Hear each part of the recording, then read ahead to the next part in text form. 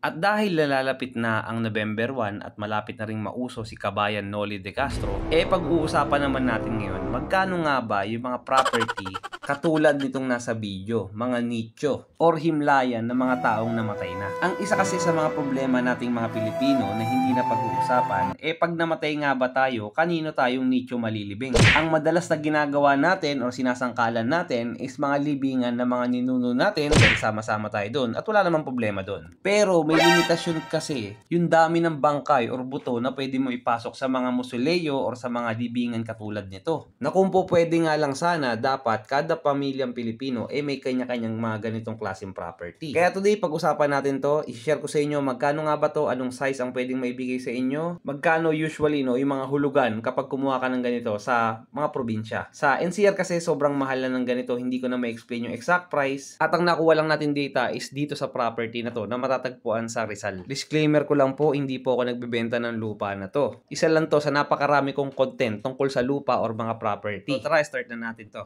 Ang standard na sukat ng mga nicho na pwede mong mabili sa mga ganitong klaseng property is 1 meter by 2.5 meter. Kung ano yung nakikita mo na square sa mga ganitong klaseng libingan, ganun lang kalaki yung ibibigay sa'yo. 6 hanggang 8 buto yung possible na kumasya dito kung sakasakaling may mga pamilya kayo na gusto nyong ilagak dito. Pero pag fresh daw na bangkay ang pinasok mo or nasa ataol, hanggang 2 bangkay lang daw. Ang presyo dito ay naglalaro ngayon pag kinash mo from 60,000 to 65,000 pesos. Depende po yan kung inner lot, main road or mga area na mas papasok pa, di mas mura yung ganun. Yung presyuan nito parang bumibili ka lang din ng lupa sa mga subdivision. Siyempre, pag main road mas mahal, kapag inner road mas mura ng kaunti, at pag sobrang looban na yung bibili mong property dito, siyempre mas mura pa rin yun. Dito sa Heaven's Gate, Antipolo, Rizal, ang kanilang scheme for payments is magda-down payment ka ng at least 15,000 yata kung di ako nagkakamali at hulugan na yung the rest of the payment. Pwede kang maghulugan ng 1 year, 3 years, or 5 years. Aside from that, wala na raw silang hidden fee.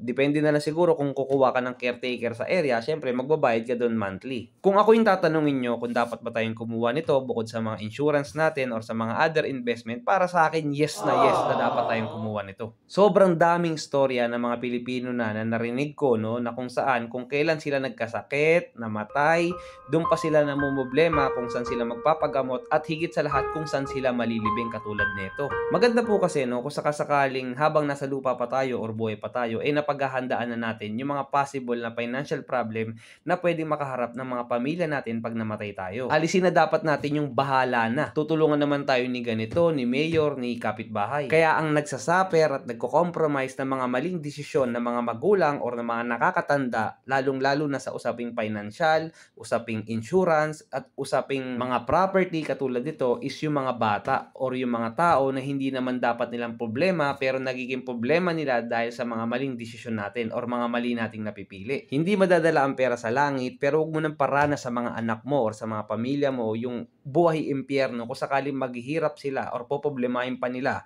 kung saan ka ililibing or kung paano kayo palilibing. Di pa kasama dyan yung mga medical bills na possible na bayaran mo someday kung magkakasakit ka. At wala pa dyan yung issue ng mga utang-utang na maiiwan mo sa pamilya mo. In the next few months, possible baka kumuha kami dito ng isang property. Doon ko na lang update sa inyo kung magkano yung possible na bayaran nating amortization monthly, kung may other hidden fees na ipapataw sa. Kung may natutunan ka pala sa vlog na to, baka pwede mo naman i-like and subscribe itong YouTube channel or Facebook natin. At mag-comment ka na din ng mga topic na gusto mong pag-usapan sa mga next vlog natin. Salamat!